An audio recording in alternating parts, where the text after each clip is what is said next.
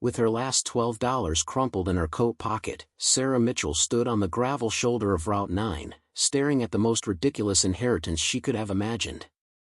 A rusted train caboose sat tilted on cinder blocks in an overgrown lot, its red paint peeling like sunburned skin, windows either shattered or boarded with warped plywood. 3 months of couch surfing with her 10-year-old son, Danny, had left her hollow-eyed and desperate, but this weathered relic looked less like salvation and more like cosmic punishment. The letter from the attorney had been clear: her estranged uncle, Marcus Webb, had left her his only asset before dying alone in a VA hospital. No money. No apologies for 30 years of silence. Just this corroding piece of railway history sitting on a quarter-acre of worthless land outside Millbrook, a town so small it didn't appear on most maps. Before we jump back in, tell us where you're tuning in from, and if this story touches you, make sure you're subscribed because tomorrow, I've saved something extra special for you. Sarah had no idea that within the rust-stained walls of that forgotten caboose lay secrets that would not only shatter everything she believed about her family, but would expose a decades-old injustice that had destroyed lives and stolen futures from an entire community. The November wind cut through her thin jacket as she approached the caboose, dead leaves crunching under her boots. Danny trailed behind, his worn backpack hanging from one shoulder, Mr. Bear clutched against his chest. The stuffed animal had been his constant companion since his father walked out 2 years ago, leaving them with nothing but broken promises and mounting debt. Is this really where Uncle Marcus lived? Danny asked, his voice small and uncertain. I guess so, Sarah answered, though she could barely reconcile this decrepit structure with any concept of home. She had only met Marcus twice in her entire life, brief encounters at family gatherings when she was young. Her mother had refused to speak about him, changing the subject whenever his name surfaced. The family rift had been absolute, the reasons buried with her parents after the car accident that killed them 5 years ago.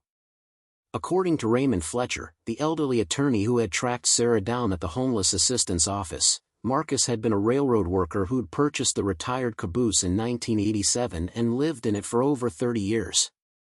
Most folks thought he was eccentric, Fletcher had explained delicately. Kept to himself. The land's not worth much, drainage problems and soil contamination from the old rail yard. But Marcus was insistent it go to you specifically. What Fletcher hadn't mentioned was the hostility Sarah would encounter from certain members of the community, particularly the Garrett family, whose industrial park bordered the property. Thomas Garrett had already left 3 messages on Sarah's phone, offering to buy the land for $5,000, each message more insistent than the last. For a worthless lot with a rusted caboose, someone seemed awfully eager to acquire it. The caboose door hung crooked on corroded hinges. Sarah pulled it open, the metal groaning in protest. Inside, dim light filtered through the dirty windows, revealing a space that was larger than she'd expected but cluttered with decades of accumulated possessions.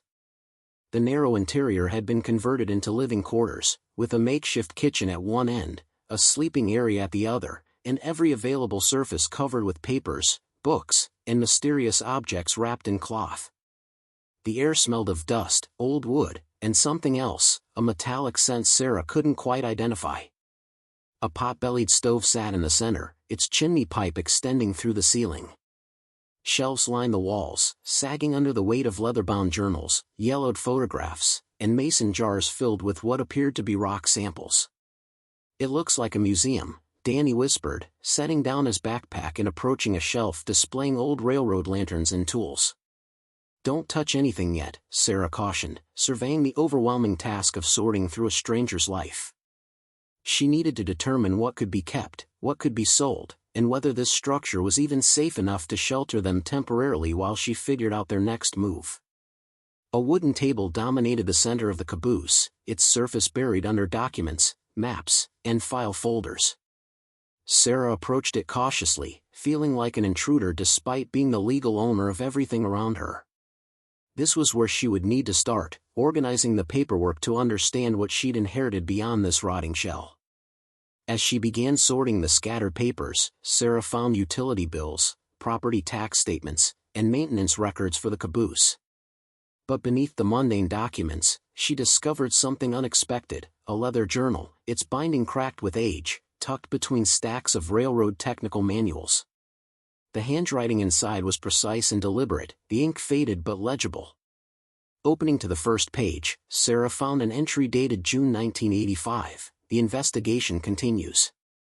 Thompson Rail Services destroyed the evidence, but I saved the original manifests. The contamination wasn't accidental. They knew exactly what they were dumping, and they knew where it would end up. Sarah's pulse quickened. Thompson Rail Services? She'd never heard of it. She flipped through more pages, finding entries that grew increasingly urgent and cryptic. References to chemical shipments, falsified safety reports, and something called the Millbrook incident. One entry from 1987 read, "They've made their move. Bought the land for nothing after the evacuation." The Garretts always knew the truth. Someone has to remember what happened to those families. The Garretts. The same family trying to buy this property from her. Sarah's mind raced with questions. What contamination? What evacuation? And what did her uncle know that made him preserve this information for decades? She continued searching through the journal, finding hand-drawn maps of the surrounding area, marked with X's and notations. One page contained a list of names under the heading Affected Families, 1986. Beside each name were dollar amounts, some circled, others crossed out. At the bottom of the page, Marcus had written, they were paid silence money. Most took it. The ones who didn't were destroyed. As Sarah closed the journal, her elbow knocked a small metal box from the table. It hit the floor with a clang, and the lid popped open, spilling its contents across the worn planks. Kneeling to gather the scattered items, Sarah found old photographs, a tarnished brass key, and what appeared to be a rolled blueprint. One photograph in particular caught her attention, a black and white image of a younger Marcus standing with 3 other men in railroad uniforms, all holding clipboards beside a freight car. On the back, someone had written, Crew 4, Thompson Rail, May 1986. 2 weeks before the leak. Preparing and narrating this story took us a lot of time, so if you are enjoying it, subscribe to our channel, it means a lot to us. Now back to the story. Sarah unrolled the blueprint, discovering detailed schematics of what appeared to be an underground storage facility. The drawings showed a complex network of tunnels and chambers beneath the old rail yard, with annotations indicating chemical storage tanks, ventilation systems, and access points. One section was heavily circled in red ink, with Marcus's handwriting noting, primary contamination source. Never properly sealed. Garrett Industries built directly over it. Mom, what's this? Danny's voice startled her. He had wandered to the sleeping area and was pointing at the wall, where a large map of Millbrook had been pinned, covered with colored pushpins and string connecting various locations. Sarah joined him, studying the map more closely. Each pushpin seemed to represent a property or address, with handwritten notes beside many of them. Red pins marked locations labeled contaminated. Blue pins indicated Garrett acquisitions. And green pins, far fewer in number, were marked holdouts. One green pin sat directly on their current location, the Caboose property. Another was several blocks away, labeled Fletcher Estate. Raymond Fletcher, the attorney who'd helped her. 2 more green pins marked properties on the opposite side of town. Uncle Marcus was tracking something, Sarah murmured, following the string connections. Every red contamination pin connected to a blue Garrett acquisition, and those properties formed a ring around a central area marked with a black pin, original spill site, June 1986. A sudden knock on the Caboose door made both of them jump. Sarah instinctively moved between Danny and the entrance as the door creaked open without invitation. A tall, broad-shouldered man in an expensive coat stepped inside, his polished shoes incongruous against the grimy floor. Mrs. Mitchell, he said, his tone carrying practiced authority. Thomas Garrett. I apologize for the intrusion, but I noticed you'd arrived. I wanted to welcome you to Millbrook and discuss a business proposition that could benefit us both. Sarah's guard went up immediately. She'd learned through hard experience to be wary of unexpected kindness, especially from wealthy men in expensive coats. You could have waited until I was settled before barging into my home. Garrett's smile tightened. Of course. But time is of the essence. This property, as I'm sure you've realized, is in terrible condition. The caboose is structurally unsound, the land has significant environmental issues, and maintaining it will drain whatever resources you have left. His eyes swept over her worn clothes and Danny's patched jacket, making his assessment of their financial situation clear. I'm not interested in selling, Sarah replied, though she had no idea if she could afford to keep the property. Property taxes alone might force her hand within months. I'm prepared to offer $15,000, Garrett continued as if she hadn't spoken. Well above market value for a contaminated lot with a condemned structure. You could take that money, start fresh somewhere else. Give your son stability. The mention of Danny made Sarah's protective instincts flare. How do you know about my son? How do you know anything about our situation? Garrett's expression remained pleasant, but something cold flickered in his eyes. Millbrook is a small town, Mrs. Mitchell. Word travels. And frankly, your uncle made himself quite well known here over the years with his various accusations and conspiracy theories. I'd hate to see you follow in his unfortunate footsteps. What accusations? Sarah asked, though she suspected she knew from the journal entries she'd just read. Marcus believed all sorts of nonsense about industrial contamination and corporate cover-ups, Garrett said dismissively. Spent years trying to sue my father's company, making wild claims he could never prove. Eventually, everyone learned to ignore him. The courts certainly did. Sarah thought of the documents on the table behind her, the maps on the wall, the decades of careful documentation. Maybe he wasn't wrong. Garrett's pleasant facade cracked. I'd advise you not to go down that road. Your uncle died bitter and alone, alienated from everyone who might have helped him. Fighting battles that were already lost before they began. He pulled a business card from his pocket and set it on the table. My offer stands for 1 week. After that, well, maintaining this property will become increasingly difficult. Insurance companies are reluctant to cover structures in this condition. Accidents happen. The thinly veiled threat hung in the air. Before Sarah could respond, another figure appeared in the doorway, an older man with weathered features and work-worn hands. Mr. Garrett, the newcomer said, his voice carrying quiet authority. I believe Mrs. Mitchell asked you to leave. Garrett turned, irritation crossing his face. This doesn't concern you, Fletcher. On the contrary, Raymond Fletcher replied, stepping fully into the caboose. As Mrs. Mitchell's attorney and the executor of Marcus Webb's estate, it concerns me very much. Now, unless you have legal business here, I suggest you return to your industrial park. The two men stared at each other, decades of apparent animosity crackling between them. Finally, Garrett nodded curtly. 1 week, Mrs. Mitchell. Consider my offer carefully. He brushed past Fletcher and disappeared into the late afternoon. Fletcher waited until the sound of Garrett's vehicle faded before turning to Sarah. I apologize. I should have warned you he'd come. The Garrett family has been trying to acquire this property for 30 years. Why? Sarah asked directly. What's so valuable about a contaminated lot with a rusted caboose? Fletcher's weathered face softened with something like approval. Because it's not about what's on the land. It's about what's under it, and what Marcus spent his life documenting. He glanced at the papers spread across the table, the journal lying open. I see you've started discovering his research. Research into what, exactly? What happened in 1986? Fletcher pulled out a folding chair from the corner and sat down heavily, suddenly looking every one of his 70-some years. A chemical spill. A massive one. Thompson Rail Services was transporting industrial solvents through Millbrook, contracted by Garrett Industries. The freight cars were old, improperly maintained, and one of them ruptured right over the underground storage facility that used to serve the rail yard. The facility shown in these blueprints? Sarah asked, gesturing to the documents. The very same. Thousands of gallons of toxic chemicals poured into those chambers. It contaminated the groundwater, seeped into basements, made dozens of families sick. Children developed respiratory problems, cancers appeared at unusual rates, and the entire neighborhood was eventually evacuated.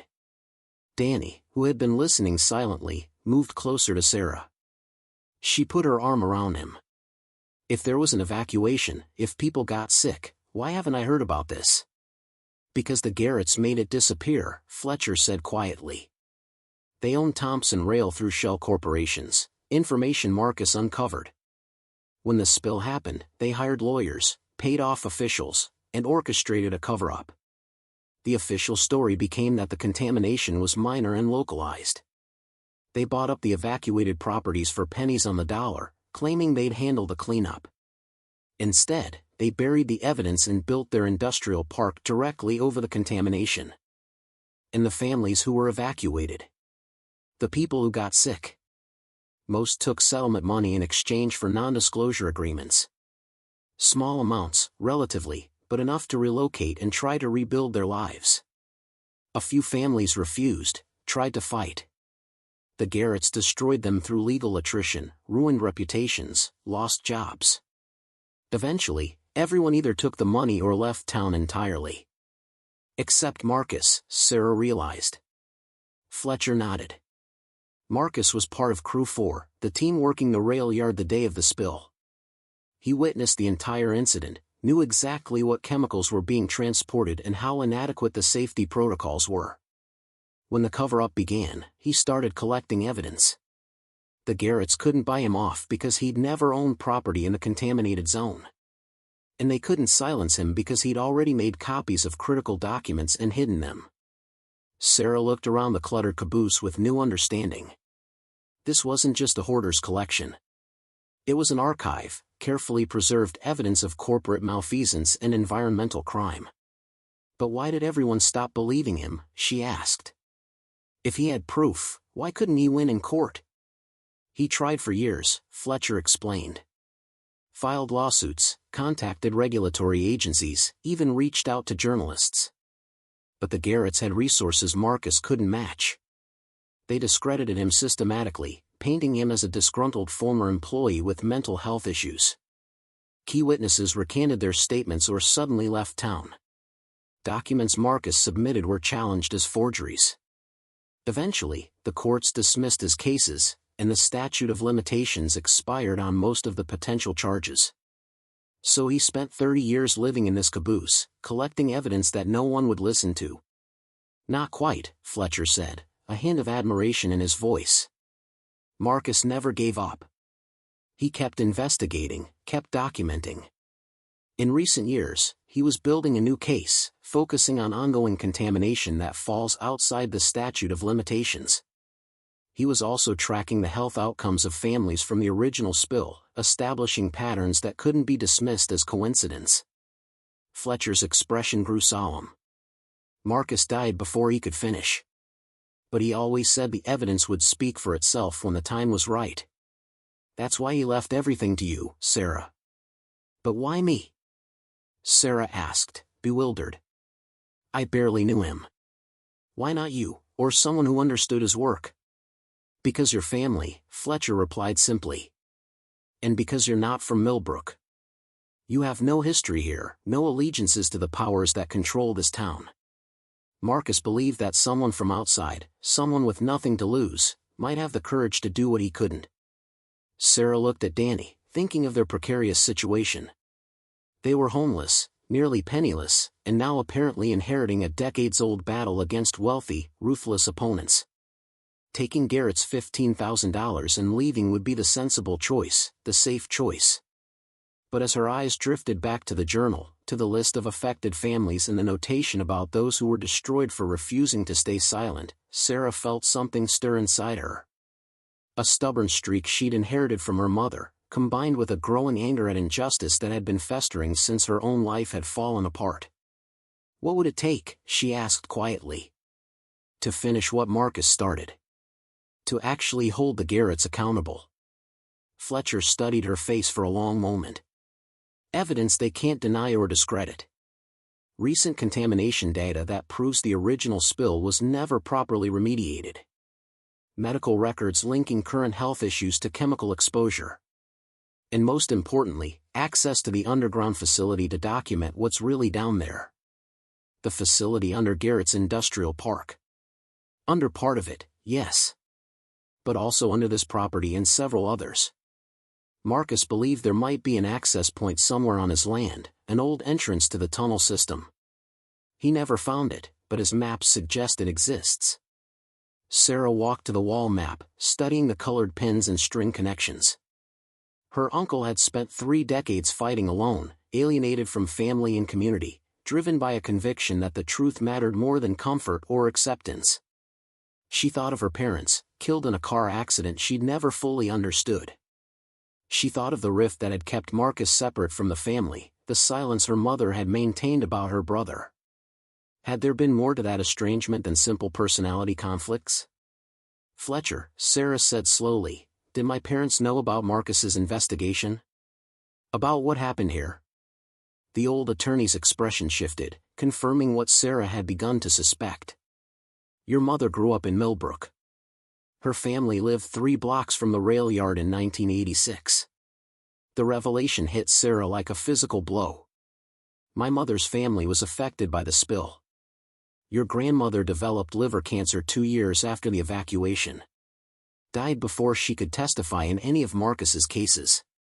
Your grandfather took the settlement money and moved the family downstate, made your mother sign the non-disclosure agreement even though she was only 16 at the time.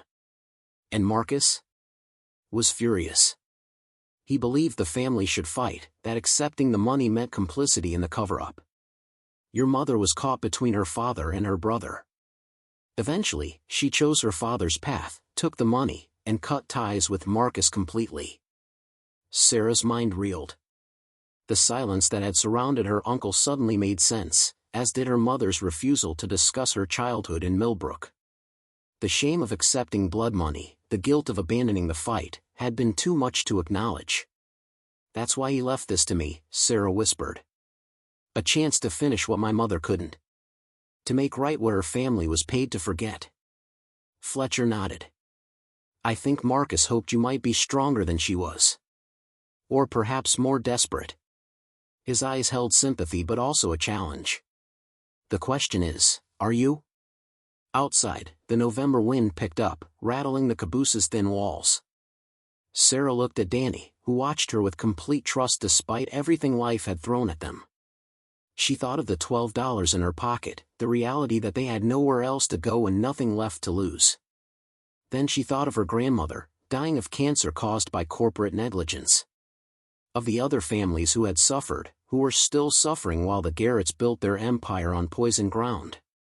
Of Marcus, dying alone in a hospital, his life's work still unfinished. Tell me what I need to do, Sarah said, her voice steady despite the fear coursing through her. Tell me how we expose them. Fletcher's weathered face broke into a slight smile. First, we need to find that access point to the underground facility. If it exists on this property, it'll be Marcus's final gift to us, a way to document the ongoing contamination without trespassing on Garrett land.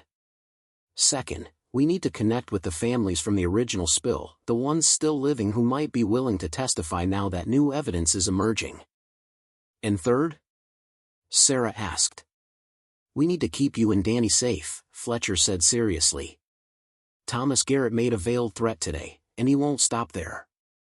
The Garretts have spent 30 years burying this secret. They won't hesitate to bury anyone who threatens to dig it up. As if to punctuate his warning, the sound of breaking glass shattered the moment.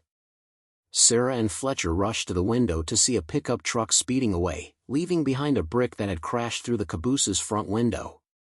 Danny yelped and ducked as shards scattered across the floor. Tied to the brick was a simple message scrawled on paper, "Leave while you still can."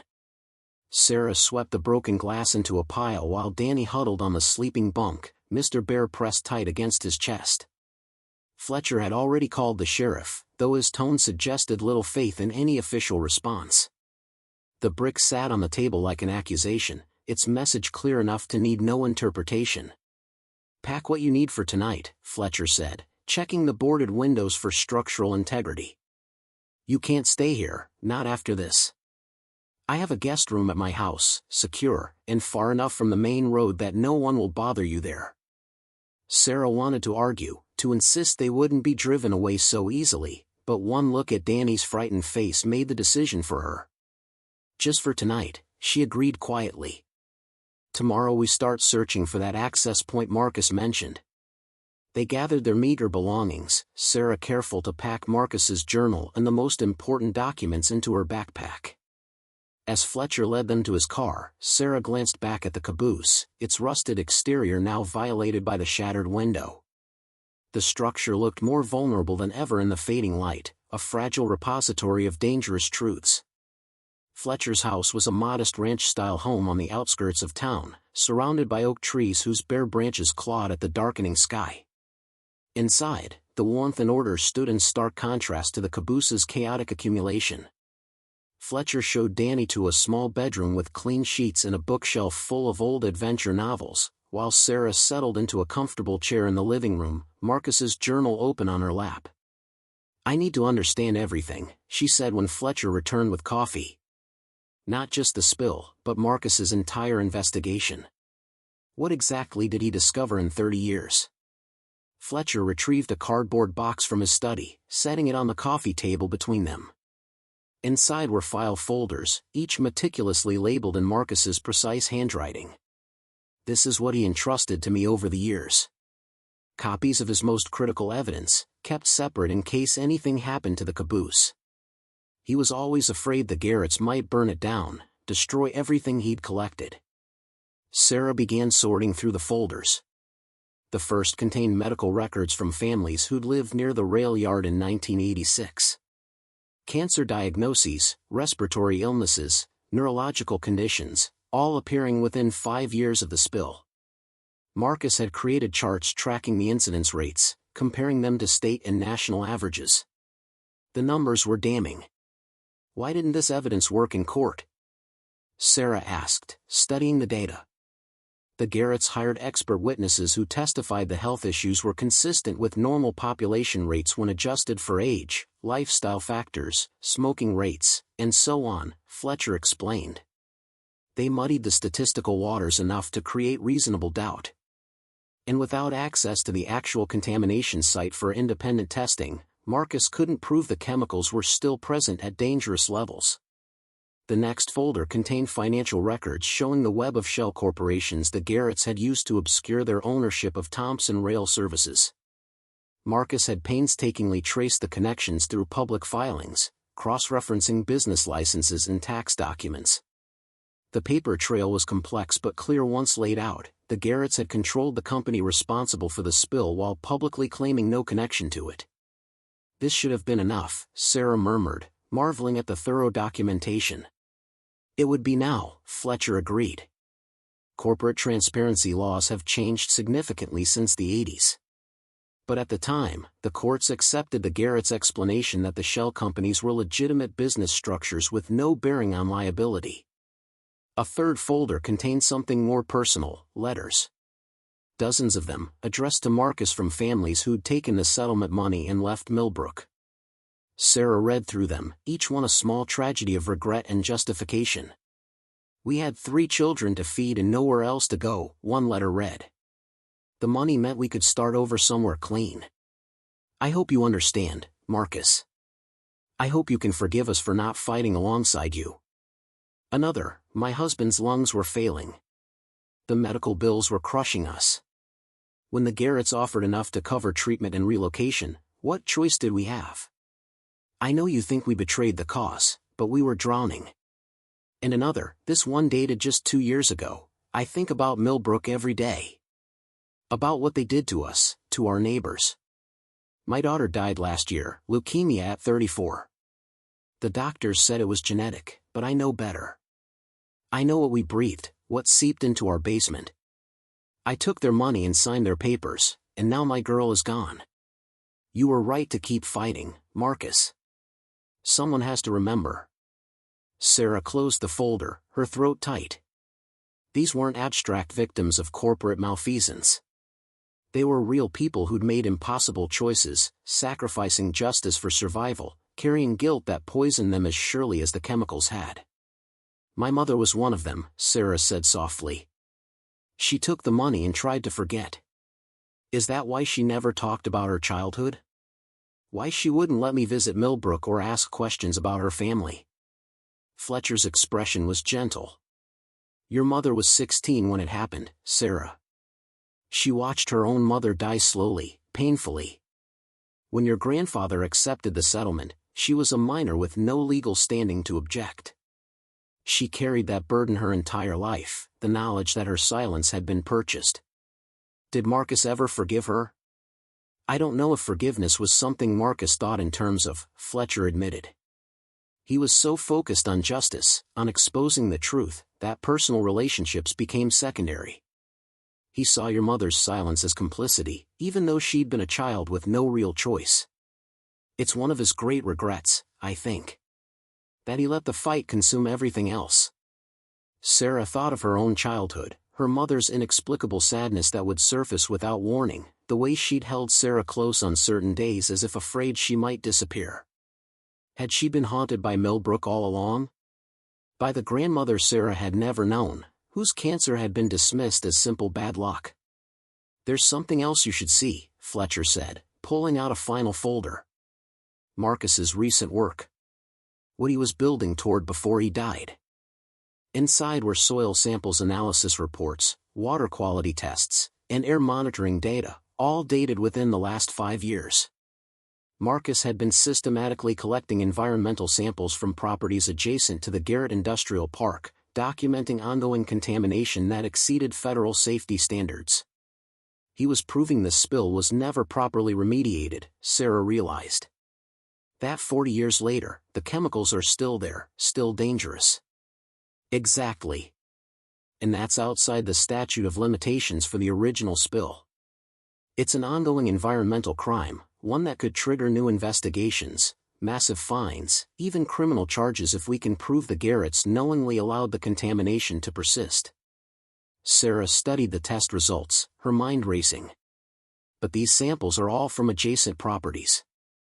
Without access to the actual source, the underground facility itself, the Garretts can claim the contamination is coming from somewhere else, that it's not their responsibility. Which is why finding that access point on your property is critical, Fletcher confirmed. Marcus believed there was an entrance, probably sealed decades ago but still physically accessible with the right tools. If we can get inside, document the contamination at its source, connect it directly to the chemicals from the 1986 spill, we'll have irrefutable proof. A floorboard creaked behind them. Sarah turned to find Danny standing in the doorway, his face pale. Mom, are we in danger? Like, real danger? Sarah's instinct was to reassure him, to downplay the threat, but she'd learned that children sense deception more accurately than adults. Yes, she answered honestly. The people who want this land are powerful and ruthless. They've already threatened us once tonight. So why don't we just leave? Danny asked, his voice small. Take the money that man offered and go somewhere safe? It was the question Sarah had been asking herself since the brick crashed through the window. $15,000 would stabilize them for months, maybe a year if they were careful. They could rent a real apartment, buy Danny new clothes that fit, stop moving from shelter to shelter like refugees in their own country. But looking at the files spread across Fletcher's coffee table, at the evidence of decades of suffering caused by greed and covered by lies, Sarah felt something harden inside her. Her grandmother had died for this silence. Her mother had carried the shame of it to her grave. How many other families had been destroyed while the Garretts built their empire on poison ground? Because some things matter more than safety, Sarah said finally. Uncle Marcus spent his whole life fighting for people who couldn't fight for themselves anymore. Your great-grandmother died because of what these people did. If we walk away now, if we let them buy our silence like they bought everyone else's, then all that suffering meant nothing. Danny absorbed this, his young face serious beyond his years. What if they hurt us? Then we make sure it was worth it, Sarah replied, pulling him close. We make sure the truth comes out no matter what. Fletcher cleared his throat. There's something else you should know before you commit to this path. The car accident that killed your parents, 5 years ago. Marcus never believed it was an accident. Sarah's blood went cold. What are you saying? I'm saying your mother had recently started asking questions about Millbrook again. She'd contacted Marcus after years of silence, wanted to know about his investigation. He sent her copies of his recent findings, encouraged her to add her testimony to his new case. 2 weeks later, your parents died when their car left the road on a clear, dry day with no apparent mechanical failure. The room seemed to tilt. Sarah gripped the chair arms, her mind rejecting what Fletcher was implying even as a terrible logic settled into place. You think the Garretts killed them? I think it's a suspicious coincidence that deserves investigation, Fletcher said carefully. Marcus certainly thought so. He spent the last 5 years of his life trying to prove it, but couldn't find evidence that would satisfy the police. The official report called it driver error, possibly related to your father having taken cold medicine that might have caused drowsiness. Sarah remembered the funeral, the closed caskets, the way the police had been so quick to close the investigation. She'd been too consumed by grief to question it, too overwhelmed by suddenly becoming an orphan with a young son to care for. But now, looking back through the lens of what she'd learned, the timing seemed too convenient. If they killed my parents, Sarah said slowly, her voice trembling with rage she hadn't known she possessed, if they murdered them to keep this quiet, then taking their money would be the same as saying those lives were worth $15,000. Fletcher nodded grimly. Which is why I had to tell you, even though I knew it would make your decision harder. You deserve to understand what you're walking into. The rest of the night passed in grim preparation. Fletcher pulled out property surveys and historical maps of the rail yard, helping Sarah understand the layout of the underground facility Marcus believed still existed. According to the blueprints, the tunnel system had been extensive, built in the 1940s to store equipment and supplies when the rail yard was at its peak. Multiple access points had existed once, though most had been sealed when the yard downsized in the 70s. Marcus's property would have been right at the edge of the facility's northern section, Fletcher explained, marking the spot on the map. If there was an access point here, it was probably a maintenance entrance, something small and easily overlooked. How do we find it after 40 years? Sarah asked. We start by studying the land itself. Look for depressions, areas where the ground has settled differently. Old access points often created weak spots that became visible over time as the soil shifted. They worked until past midnight, Sarah memorizing the maps and reading through Marcus's detailed notes about his search for the entrance. He'd methodically surveyed his property multiple times over the years, using everything from metal detectors to ground-penetrating radar borrowed from a sympathetic geology professor. He'd found anomalies but never confirmed an actual entrance. Maybe it doesn't exist, Sarah finally said, exhaustion creeping into her voice. Maybe Marcus was wrong about this part. Or maybe he was looking in the wrong places, Fletcher suggested. The maps he was working from were official county records. But what if the entrance was unofficial? Something added later, or deliberately left off the public documents? Sarah's eyes widened. The railroad workers would have known. The people who actually used the facility day to day. Exactly. And Marcus worked with those men for years before the spill. They trusted him. Fletcher disappeared into his study, returning with a dusty photo album. Inside were images of the rail yard in its prime, workers posed beside freight cars and equipment. Fletcher flipped to a page near the back, pointing to a group photo dated 1985. Crew 4, he said. Marcus's team. He's there on the left. Sarah studied the younger version of her uncle, his face unlined by the decades of futile fighting that would follow. Beside him stood 3 other men, all grinning at the camera with the easy camaraderie of people who spent their days working side by side. Do any of them still live in Millbrook? Sarah asked. 2 died years ago. But the man on the right, Eugene Briggs, he's still around. Runs a small engine repair shop on the south side of town. Marcus stayed in touch with him even after everything fell apart. Would he talk to me? Fletcher considered this. Eugene never testified for Marcus, never went on record about what he knew. But he also never took the Garretts' money or signed any agreements. He just went quiet, kept his head down, survived. Whether he'd be willing to break that silence now, I can't say.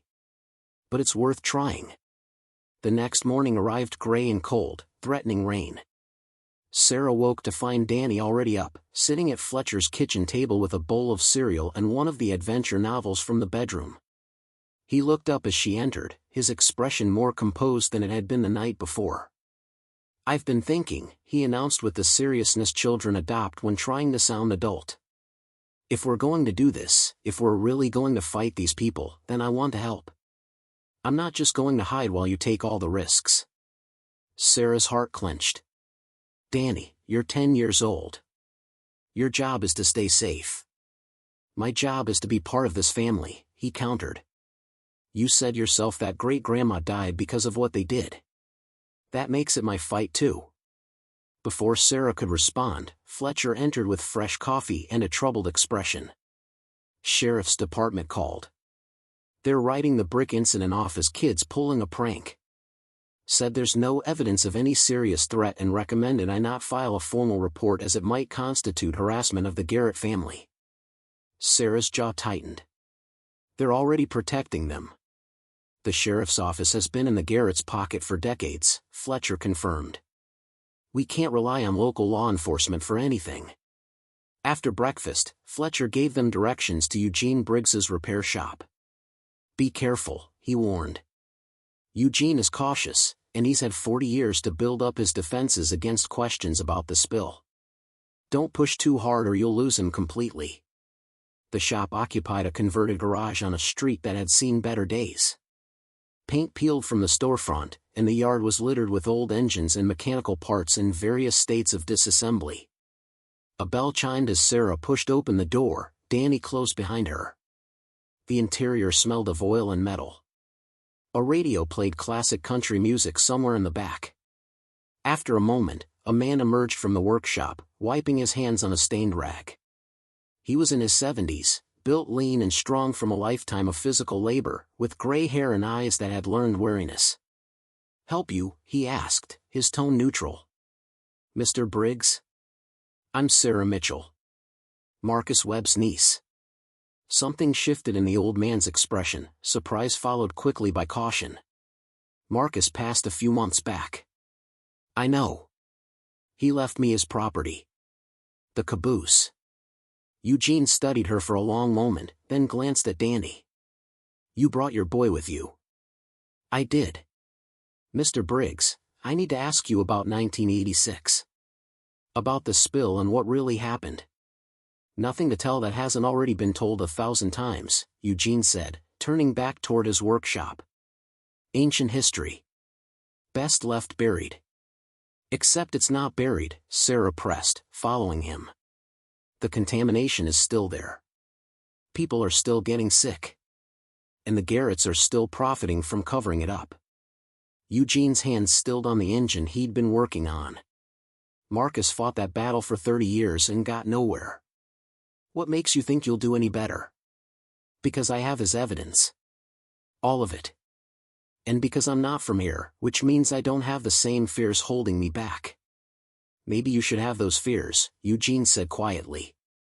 "Maybe they'd keep you alive." The words hung heavy in the dusty air. Sarah felt Danny move closer to her side. "Did the Garretts threaten you, Mr. Briggs? Is that why you stayed silent all these years?" Eugene set down his tools, his shoulders sagging as if under a great weight. "They didn't have to threaten me directly. I watched what happened to the people who spoke up. Lost jobs, lost businesses, families torn apart. Marcus was protected by his stubbornness and the fact that he owned that caboose outright, had no debts they could call in, no job they could take away. The rest of us weren't so lucky." "But you're retired now," Sarah pointed out. "You don't work for them anymore. What can they take from you?" Eugene's laugh was bitter. "My granddaughter works at Garrett Industries, administrative assistant. Good pay, health benefits her mother needs for her diabetes treatments. You think I'm going to risk that? Risk my family's well-being for a fight that can't be won?" Sarah understood then the full scope of the Garrett's control. It wasn't just about buying silence with settlement money. It was about creating a web of economic dependence so comprehensive that speaking out meant destroying not just your own life but the lives of everyone you loved. What if we could win? Sarah asked quietly. What if we could actually hold them accountable this time? Eugene looked at her with an expression mixing pity and admiration. You've got Marcus's fire, I'll give you that. But fire alone isn't enough. The Garretts have lawyers, politicians, judges, half the business owners in 3 counties owe them favors or fear them. What do you have? A rusted caboose and some old documents that couldn't convince a court the first dozen times? I have the truth, Sarah said simply. And I have nothing left to lose. Something in her voice must have reached him because Eugene's resistance visibly wavered. He glanced at Danny again, then sighed heavily. There's an entrance, he said finally, his voice barely above a whisper. To the underground facility.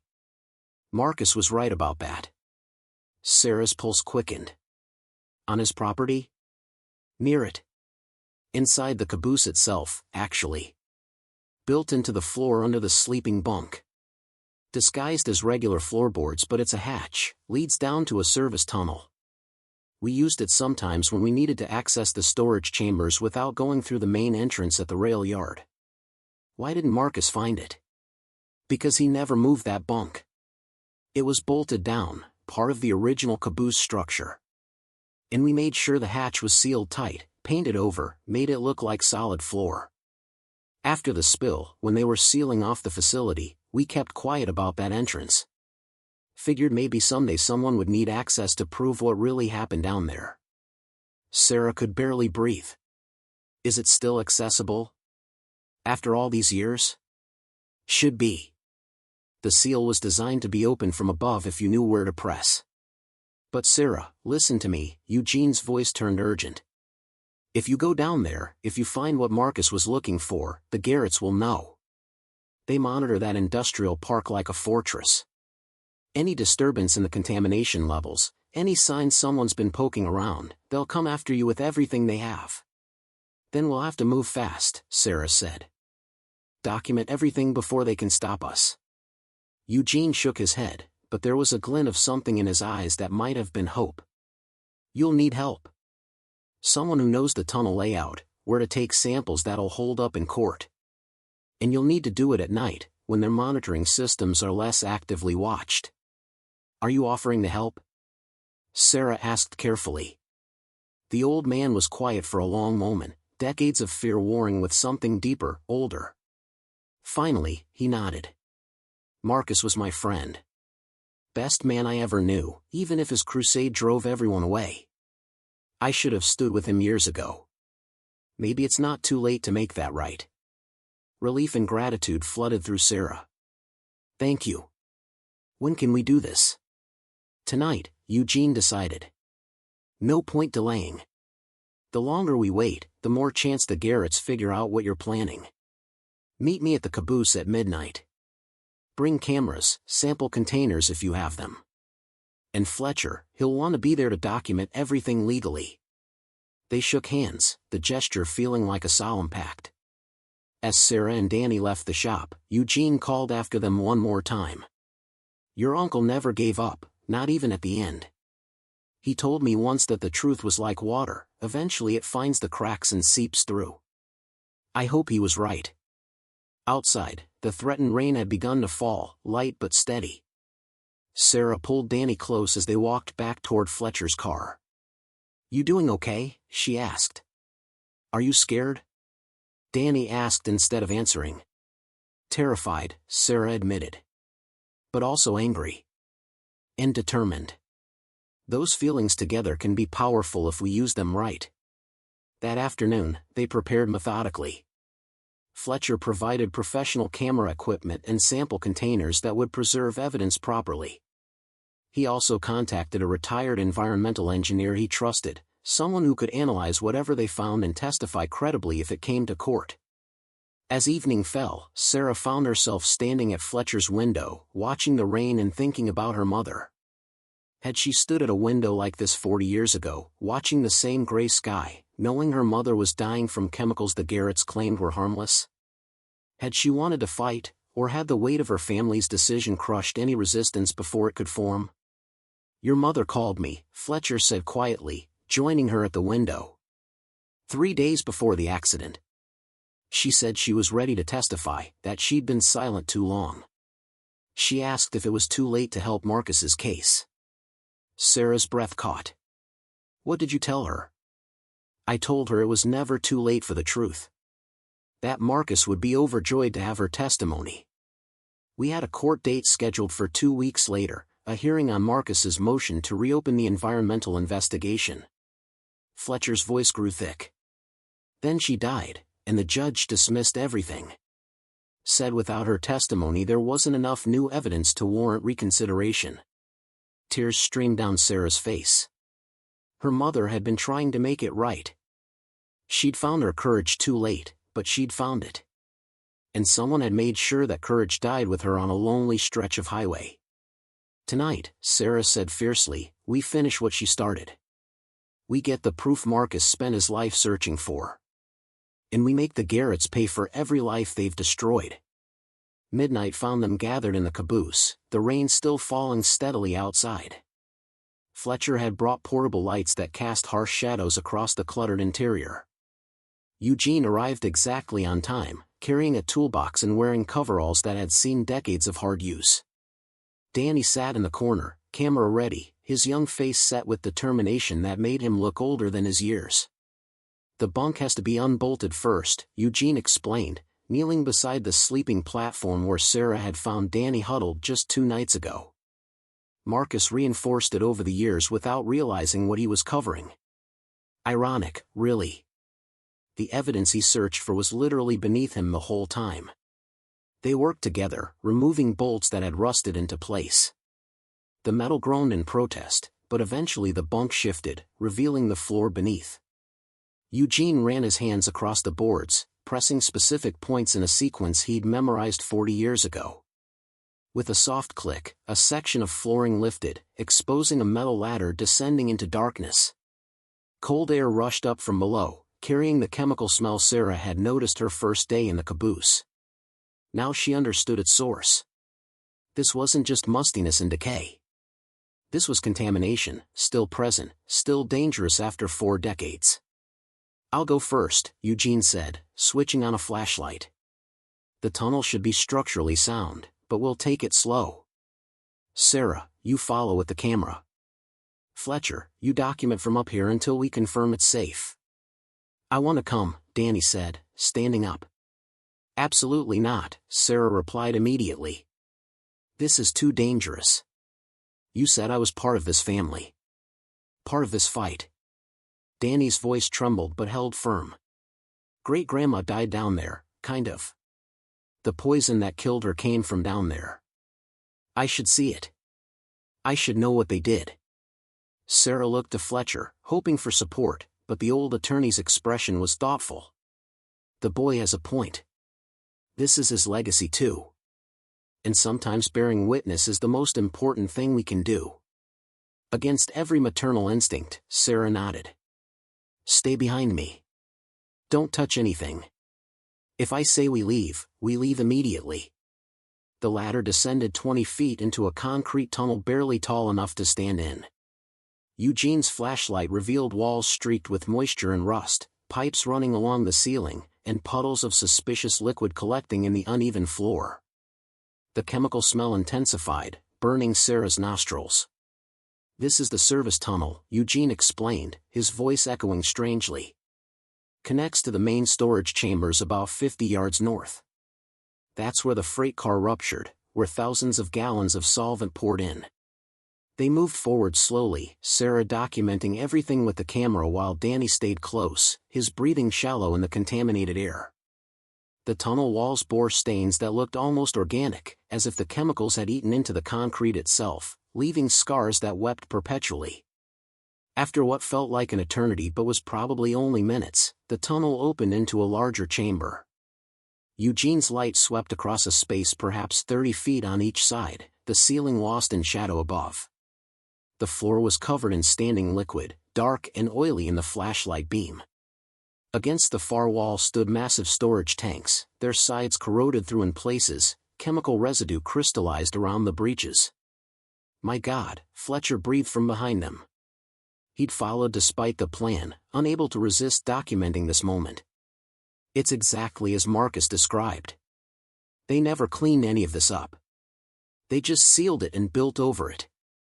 Sarah began taking samples, her hands shaking as she filled containers with the contaminated water, scraped residue from the walls, photographed the ruptured tanks from every angle. Danny stood beside her, bearing witness with a solemnity that broke her heart. No child should have to see this, to understand that people could value profit over human life so absolutely. The really damning part is over here, Eugene said, leading them to the chamber's eastern wall. There, attached to the concrete, was a monitoring station, its equipment clearly modern, installed within the last few years. Digital displays showed contamination levels far exceeding safe limits, and a data logger recorded the information continuously. They've been monitoring it, Sarah realized with growing horror. The Garretts know exactly how contaminated this is. They've been tracking it, making sure it doesn't breach their industrial park above, but doing nothing to actually remediate it.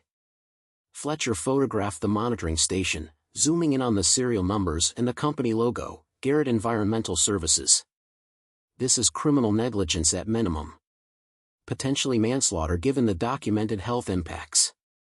The EPA will have jurisdiction, and these readings alone will trigger a federal investigation. Sarah continued documenting, her anger building with each photograph, each sample. Her grandmother had died because of what pooled beneath her feet. Her mother had lived with guilt and fear because of corporate decisions made in boardrooms far from this concrete tomb. How many others had suffered while the Garretts installed monitoring equipment to protect their investment rather than their community? Mom, Danny said softly, pointing to something carved into the wall near the monitoring station. Look. Sarah turned her light to reveal writing scratched into the concrete, dozens of names and dates. She recognized some from Marcus's files, families who'd been evacuated, people who'd gotten sick. Among them, in fresh-looking script, were two names that made Sarah's blood freeze: Robert and Ellen Mitchell, killed to keep this buried, May 2020. Marcus had been here recently. He'd found this entrance, documented everything just as they were doing now, and he'd left a memorial to Sarah's parents, his sister and brother-in-law, murdered for threatening to expose what he'd spent his life fighting. Sarah's knees weakened. Fletcher caught her elbow, steadying her. He knew, she whispered. He knew they killed my parents and he kept fighting anyway. Kept collecting evidence, knowing he might be next. And he left it all to you, Fletcher said gently, because he believed you were strong enough to finish it. The moment stretched, heavy with the weight of inherited purpose. Then Danny stepped forward and pulled a marker from his pocket, the same one he'd used to draw pictures during their homeless months. Carefully, solemnly, he wrote beneath Marcus's memorial, Danny Mitchell was here. I will remember. Something broke open in Sarah's chest. The tears came then, hot and fierce, for her grandmother she'd never known, for her parents whose courage had cost them everything, for Marcus who'd died alone still fighting, and for Danny who would carry this knowledge forward into whatever future they could build from this poisoned ground. We have enough, Fletcher said quietly. More than enough. We should go before anyone realizes we're here. They climbed back through the tunnel, Sarah taking one last photograph of the chamber before they sealed the hatch behind them. Above ground, the rain had intensified, washing the world clean in contrast to the contamination below. They worked quickly to restore the bunk to its original position, erasing evidence of their intrusion. What happens now? Eugene asked, gathering his tools. Now we go to the EPA, Fletcher replied. Federal authorities, bypassing local corruption entirely. With this documentation, they'll have to investigate. And once that starts, the Garretts won't be able to stop it. Eugene nodded slowly. They'll come after you hard. Use every resource they have to discredit the evidence, destroy your reputation, maybe worse. Let them try, Sarah said, surprising herself with the steel in her voice. I'm not my mother. I'm not going to be silenced by threats or bought off with settlement money. Marcus spent 30 years fighting alone. He doesn't have to be alone anymore. The old railroad worker's weathered face creased into something like a smile. No, I don't suppose he does. Count me in, whatever you need. It's past time we stopped letting fear make our decisions. They parted ways with plans to reconvene at Fletcher's office in the morning to prepare the formal complaint to federal authorities. Sarah and Danny returned to Fletcher's house, both exhausted but too wired to sleep. They sat together in the guest room, the camera and sample containers on the nightstand like evidence at a crime scene. Are you scared? Danny asked, the question becoming familiar between them. Less than I was, Sarah answered honestly. Now I'm more angry than scared. And anger, when it's righteous, can be clarifying. What's righteous mean? It means when your anger is about something truly wrong, something that hurts innocent people. That kind of anger can fuel good things if you channel it properly. Danny considered this, then said, I'm angry too. About great-grandma. And about how they made you and me have to sleep in the car and eat at shelters when we didn't do anything wrong. The whole world feels rigged sometimes. Sarah pulled him close, struck by his insight. It is rigged sometimes, by people with power who want to keep that power. But it's not unbeatable. Marcus proved that by never giving up. And now we're going to prove it by finishing what he started. The next morning arrived with clear skies, the storm having passed. Fletcher made calls to his contacts at the EPA while Sarah organized all the documentation into a comprehensive package. The photographs were damning, the sample containers were properly sealed and labeled, and the monitoring station data provided irrefutable proof of knowing negligence. By noon, they had federal agents on their way to Millbrook, the investigation triggered by evidence too compelling to ignore.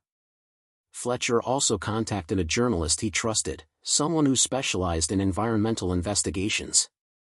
The story would break within days, and once public, it would be much harder for the Garretts to make anyone disappear. They'll offer you money, Fletcher warned as they waited for the EPA team to arrive. Substantial amounts.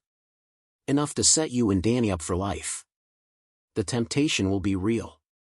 Sarah thought of the families in Marcus's files who'd taken settlement money, the weight of that decision they'd carried for decades.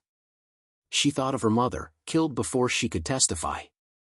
And she thought of Danny writing his name on that contaminated wall, declaring himself a witness to injustice. No amount of money is worth what they've taken, she said firmly. Not from my family, not from this community. The Garretts are going to face justice, not buy their way out of it again. The EPA investigators arrived that afternoon, serious professionals who treated the evidence with the gravity it deserved. Sarah led them to the caboose, showed them the hidden entrance, watched as they descended into the contaminated chamber with proper protective equipment and sophisticated testing gear. Their preliminary assessment confirmed what Sarah already knew: this was one of the worst cases of long-term environmental negligence they'd encountered. We'll be cordoning off the area, the lead investigator explained. No one enters or leaves without authorization. We're also freezing all Garrett Industries assets pending the outcome of the investigation. This is now a federal crime scene. Within hours, news crews arrived, drawn by the EPA presence and the explosive story Fletcher's journalist contact had begun circulating. Sarah found herself giving an interview, standing in front of the caboose, explaining how her uncle had spent 30 years fighting for truth while everyone else looked away. Marcus Webb was called crazy, she told the cameras. He was dismissed, marginalized, and died without seeing justice. But he was right about everything.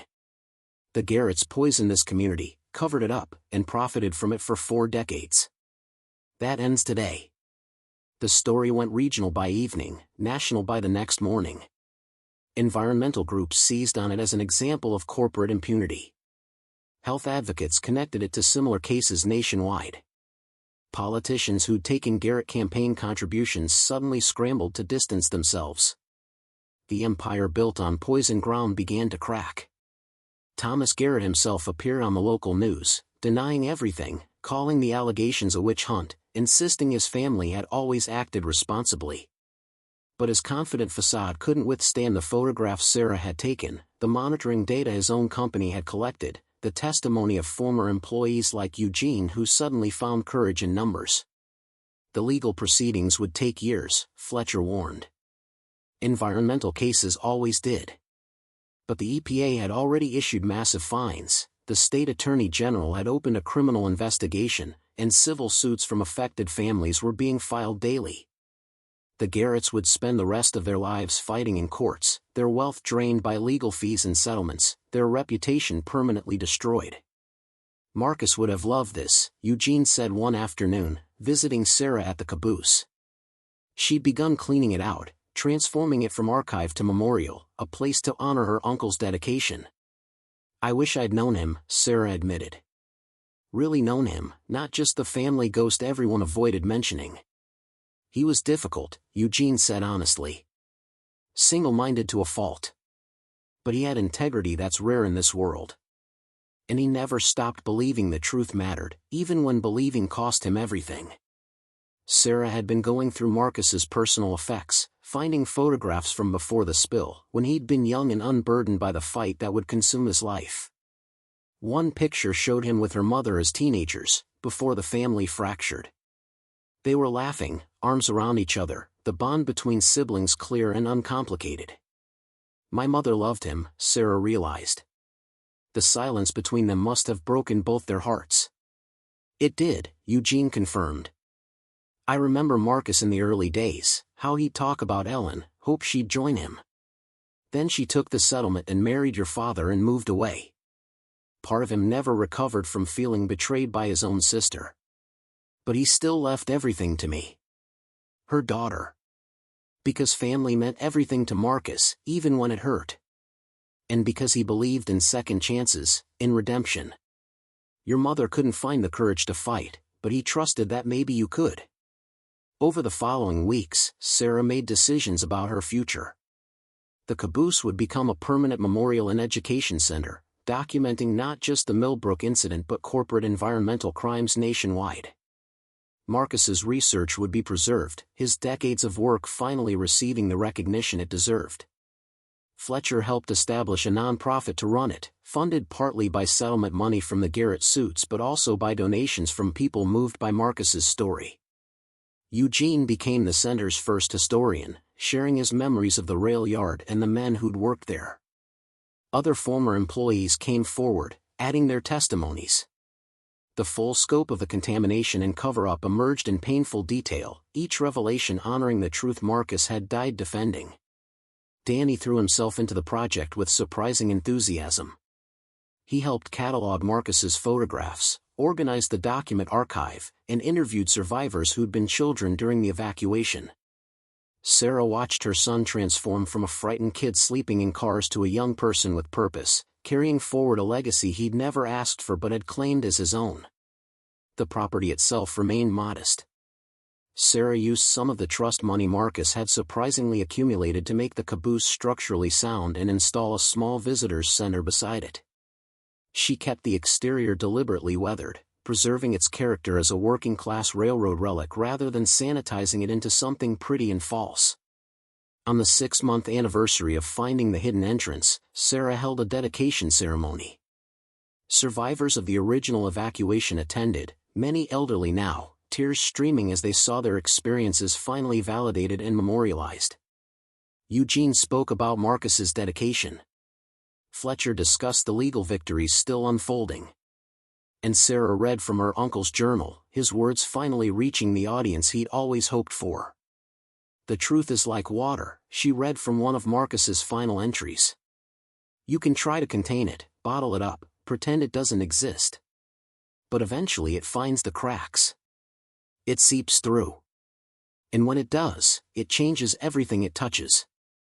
I may not live to see justice, but I believe it's coming. I believe my life's work will matter. I believe the truth is worth fighting for even when you fight alone." "You weren't alone," Sarah said, closing the journal. "You had all of us, even those of us who didn't know you were fighting. And now we're making sure everyone knows what you accomplished. You saved this community, Uncle Marcus.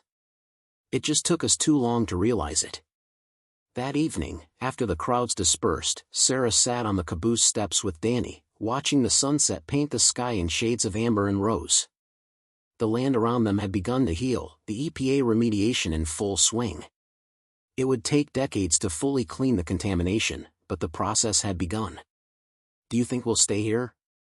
Danny asked. "In Millbrook?" Sarah considered the question. They could leave, use the settlement money to start fresh somewhere without painful history. But looking at the memorial center, at the caboose that had sheltered her uncle's lonely vigil, at the community slowly rebuilding trust in institutions that had failed them, she felt roots beginning to take hold. "I think maybe we've found where we belong," she said. "Not despite the history, but because of it. This is our family's story now, for better and worse. And there's honor in staying to see it through." "Mom," Danny said quietly, "I wrote something. About great-grandma and grandma and Uncle Marcus. Can I read it to you?" Sarah nodded, not trusting her voice.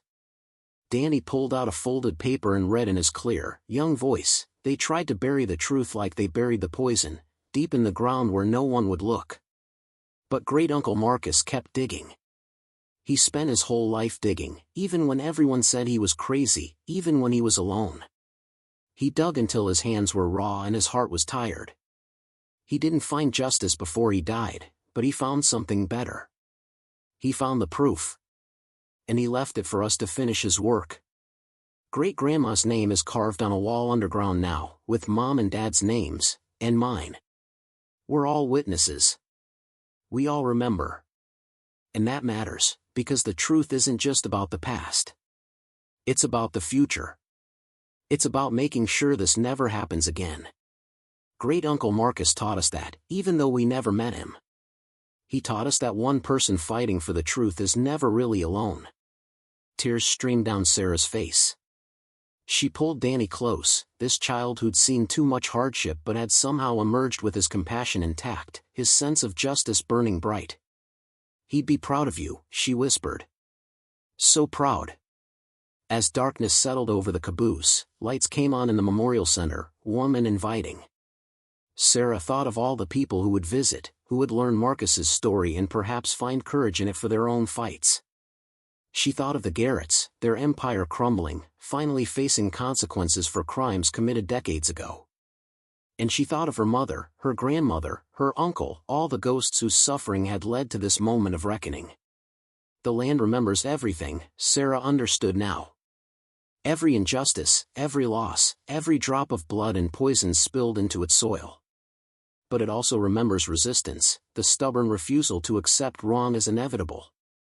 Marcus had planted seeds of truth in contaminated ground, tended them through decades of drought and storm, never knowing if they would bloom. They were blooming now. Sarah stood, helping Danny to his feet. Together they walked to the memorial wall inside the center, where names were inscribed, the affected families, the fighters, the victims, and the survivors. Marcus Webb's name stood at the top, with a simple epitaph Sarah had chosen, "He never stopped believing." Beneath it, she'd added new names, Ellen Mitchell, her mother. Robert Mitchell, her father. And in fresh inscription that still gleamed, Sarah and Danny Mitchell, continuing the fight. The inheritance Marcus had left wasn't just the caboose or the evidence or even the vindication his life's work finally received. It was the understanding that some battles span generations, that justice delayed isn't always justice denied, and that courage can be inherited like eye color or the shape of a jaw. Sarah locked the memorial center for the night, the samples and documents secure, the story preserved for whoever needed it next. Tomorrow would bring more legal proceedings, more interviews, more slow progress toward accountability. But tonight, she and Danny had earned rest. As they drove back to the small house they'd rented in town, Sarah glanced in the rearview mirror at the caboose, its outline dark against the star-filled sky. The rust remained, the paint still peeled, the structure still weathered by time and neglect. But it stood. Stubborn and unyielding, a monument to one man's refusal to let truth be buried. Just like Marcus himself. Just like the family he'd never stopped believing in, even when they'd failed him. And just like the justice that had finally, after 40 years of waiting, found its way through the cracks. 5 years passed like seasons turning, each one leaving its mark on the land and the people who tended it. The caboose still stood where it always had, though now it wore its rust with dignity rather than shame. Visitors came regularly, hundreds each month, walking the grounds where Marcus Webb had lived his lonely vigil, reading his journals and climate-controlled cases, studying the photographs that documented both crime and redemption.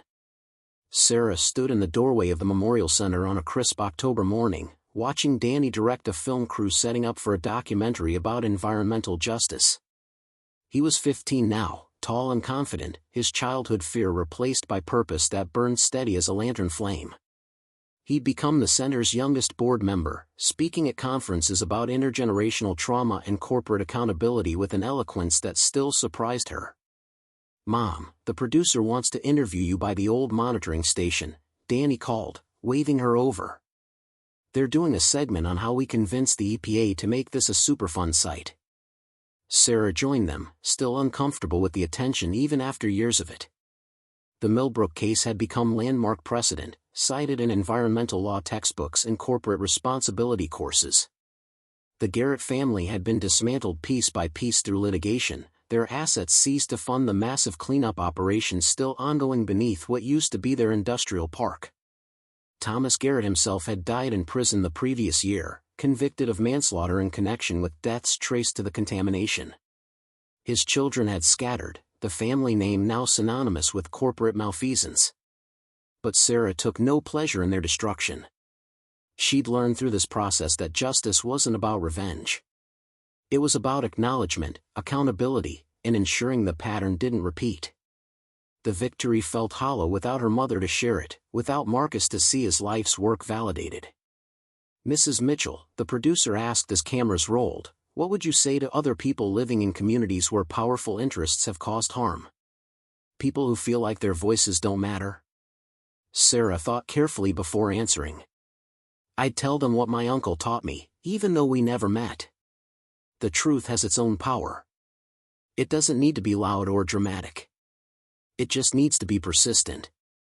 One person standing firm can create cracks in even the strongest wall. And eventually, those cracks widen. Water finds a way through. Truth finds a way through. You just have to believe in it long enough." After the interview wrapped, Sarah walked the property alone, a habit she developed over the years. The land had changed dramatically. Where contamination had once seeped invisibly through soil, native grasses now grew in remediated sections, their roots helping to filter and heal. The EPA had installed monitoring wells every 50 feet, tracking the slow progress of purification. It would take another 20 years at least, but the earth was recovering. She found Eugene Briggs in his usual spot, sitting on a bench near the memorial wall, his weathered hands folded over a cane. He came most mornings, rain or shine, as if standing guard over the names inscribed there. His granddaughter still worked in town, but for the new medical facility built to treat ongoing health issues from the original contamination, all costs covered by the settlement fund. "Thinking about Marcus again?" Sarah asked gently, settling beside him. "Always thinking about Marcus," Eugene replied. "Wondering what he'd make of all this. The tourists, the documentary crews, the college students writing dissertations about his research methods." He shook his head with a slight smile. He just wanted people to know the truth. Never imagined he'd become some kind of folk hero. "He earned it," Sarah said. "Every bit of recognition he's getting now, he earned through 30 years of work nobody appreciated." "Except you," Eugene pointed out. "You appreciated it enough to risk everything finishing what he started." Sarah watched a school group arrive, teenagers from the regional high school on their quarterly visit. The center had become required curriculum for local students, ensuring the next generation understood what had happened and why vigilance mattered. One girl broke away from her group, approaching the memorial wall with a small bouquet of wildflowers. She placed them at the base, beneath Ellen Mitchell's name. "My grandmother," the girl explained, noticing Sarah watching. "She died when my mom was little. Cancer. We never knew why until this place opened and we saw her name here. It helped, knowing what really happened. Having somewhere to come that remembers her." Sarah's throat tightened. This was why the work mattered. Not the legal victories or the documentary attention, but moments like this. Families finding answers. Names being honored instead of forgotten. Truth replacing the vacuum of silence. Fletcher found them an hour later, his step slower than it used to be but his mind still sharp. He'd formally retired from law practice but served as the Memorial Center's legal counsel, fielding the constant stream of inquiries from other communities facing similar battles.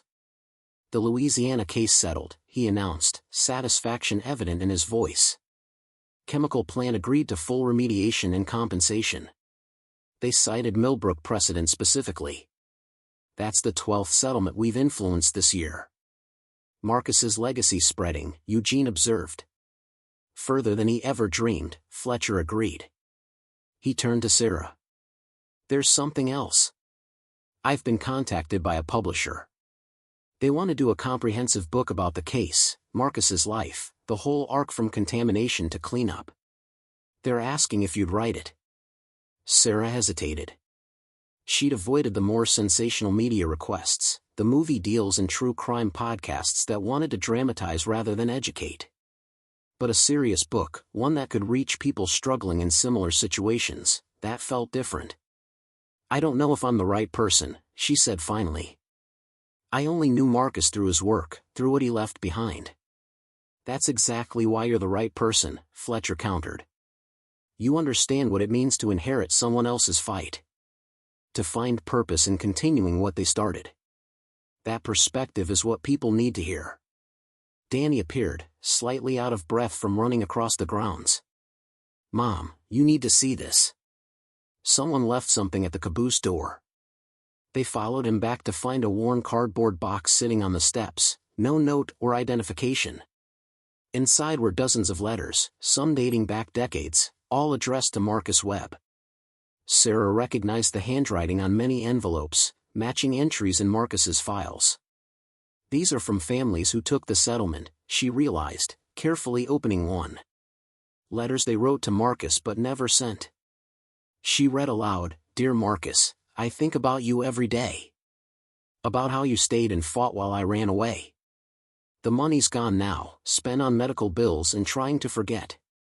But I never forgot. I never stopped feeling like a coward. I hope someday you can forgive me. I hope someday this gets made right. Another letter, you were right about everything, Marcus. I wish I'd been brave enough to say so while it mattered. My daughter asks why we left Millbrook so suddenly, why we don't visit my childhood home. I don't know how to tell her I sold my integrity for $30,000. You never sold yours. That has to count for something.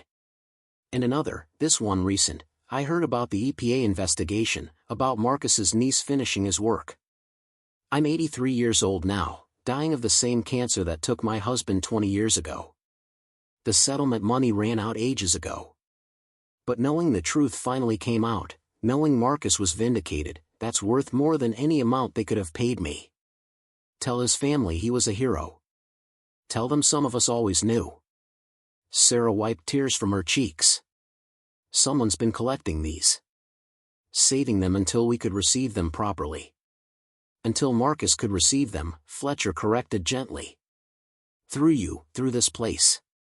These letters are his vindication just as much as any court ruling. They spent the afternoon reading through the correspondence, each letter a small confession, an apology, a testament to guilt carried across decades. Some writers had died since composing their unsent messages. Others were still alive, their words preserved by someone who understood they needed to be witnessed. That evening, Sarah added the letters to the archive, cataloging each one with care. They would become part of the permanent collection, evidence not just of corporate crime but of the human cost of silence, the weight people carried when fear overcame principle. As she worked, Danny brought her dinner from the small cafe that had opened near the Memorial Center, staffed by people whose families had been affected by the contamination. The place had become a gathering point for survivors, somewhere they could share stories and support each other through ongoing health challenges. There's someone here to see you, Danny said, his expression uncertain. She says she's family. Sarah looked up to find a woman in her 60s standing in the doorway, her features strikingly similar to the photographs Sarah had studied of her mother. The same eyes, the same set of the jaw. Recognition hit like a physical force. "Aunt Catherine," Sarah whispered. Her mother's younger sister, who Sarah hadn't seen since the funeral 5 years ago. They'd never been close, the estrangement that separated Marcus from the family having fractured other relationships as well. "I know I have no right to show up unannounced," Catherine said quietly. "But I saw the documentary announcement. And I realized I couldn't stay away anymore. Not when you're telling the family story and I'm still hiding from it." Sarah gestured to a chair. "You're welcome here. You are always welcome." Catherine sat, her hands trembling slightly as she pulled an envelope from her purse. "Your mother wrote this. The night before she died. I found it in her desk after the accident, along with other letters she'd written but never sent, to Marcus, to you, to our parents. I kept them because I was angry. Angry at her for abandoning me like she abandoned Marcus. But that was wrong. These belong to you." Sarah took the envelope, recognizing her mother's handwriting. Inside was a letter dated 3 days before the accident. "My dearest Sarah, if you're reading this, I've finally found the courage I should have had 40 years ago. I'm going to testify about what happened in Millbrook, about the contamination that killed my mother and poisoned my childhood. Marcus has been fighting alone for so long, and I'm finally going to stand beside him where I should have been all along. I don't know if you'll understand why I waited, why I let fear silence me for decades. But I hope someday you'll know that I tried to make it right. I love you more than anything. Never let fear steal your voice the way it stole mine. Your mother." Sarah's hands shook as she finished reading. Her mother had found courage at the end. The accident that took her life had stolen that testimony, that redemption. But not the intent. Not the choice to finally speak truth. "She was brave," Catherine said softly. "I never gave her credit for that. I thought she was just going along with what Marcus wanted. But reading her letters later, I understood. She was terrified of the Garretts, of what they might do to you if she testified. She waited until you were grown, settled, safe. Then she was ready to fight." "Did you know about the caboose?" Sarah asked. "About what Marcus was doing all those years?" Catherine nodded slowly. "I visited him once, about 10 years ago. Tried to convince him to give up, to make peace with what happened. He showed me his research, explained what he'd found. I told him he was wasting his life. That the past was gone and couldn't be changed." She looked around the memorial center, at the visitors studying exhibits, at the permanent record of her brother's dedication. "I was wrong. He wasn't wasting anything. He was building all of this, one document at a time." Over the following weeks, Catherine became a regular presence at the center. She shared memories of growing up in Millbrook, of the tight-knit community before the contamination, of watching it fracture and scatter. Her testimony added depth to the archive, personal context that statistics couldn't capture. One afternoon, she asked Sarah to walk with her to the old neighborhood where their family had lived. Most of the original houses were gone now, demolished during the evacuation and never rebuilt. But the streets remained, and Catherine moved through them like a ghost revisiting haunted ground. "Our house was there," she said, pointing to an empty lot where native grasses had reclaimed the soil. 3 bedrooms, blue shutters, a garden my mother tended every day. She was so proud of that garden, grew vegetables we'd eat all summer. Never knowing the soil was poisoned, that everything she fed us was contaminated." They stood in silence, Sarah trying to imagine the neighborhood as it had been. Children playing, neighbors chatting over fences, the ordinary rhythms of working-class life. All of it destroyed by chemicals leaking from a railroad car, covered up by men who valued profit over human life. "I'm glad you finished what Marcus started," Catherine said finally. "Glad someone in this family was strong enough. He would have been proud of you, Sarah. Your mother would have been too." "I wish they'd lived to see it," Sarah replied. "That feels like the greatest injustice. They fought, or tried to fight, and died before justice came." "But it did come," Catherine pointed out. Because of them, because of you, because of everyone who refused to forget. That's how justice works sometimes, I think. In increments across generations. Each person moving it forward a little more until finally it arrives. Winter came to Millbrook, covering the memorial grounds in snow that made everything clean and quiet. Sarah worked on the book Fletcher had encouraged her to write, transforming Marcus's journals and documents into narrative that captured not just facts but meaning. She wrote about legacy, about how fights begun by one generation fell to the next to complete. She wrote about her grandmother, her mother, her uncle, weaving their stories together into a tapestry of resistance and redemption. Danny helped with research, tracking down former railroad workers and affected families, conducting interviews that added voices to the historical record. His dedication moved Sarah deeply. He'd inherited this cause without choice, but he'd claimed it with conviction, making it his own. On the anniversary of finding the underground entrance, they held a memorial service at the Caboose. Survivors gathered, some elderly now, others middle-aged, carrying the health impacts of childhood exposure. Eugene spoke about Marcus's persistence. Catherine shared memories of the community before it was destroyed. And Sarah read from her mother's unsent letter, giving voice to courage that had been silenced too soon. They wanted us to forget, Sarah told the assembled crowd. The Garretts, the officials they corrupted, everyone who profited from our suffering. They wanted silence and shame to bury what they'd done. But we didn't forget. We couldn't forget. And now the truth is permanent, preserved here for anyone who needs to learn from it. Spring arrived with unexpected gentleness, warming the ground that had been frozen so long. Sarah walked the remediated sections with EPA engineers, discussing the final phases of cleanup. Within 5 years, they estimated, the most contaminated areas would be safe enough for limited use. Within 20, the land might support agriculture again. Your uncle would appreciate knowing the earth is healing, one engineer said. That's what this was always about for him, I think. Not just punishing the guilty, but restoring what was damaged. Sarah thought about that as she returned to the Caboose.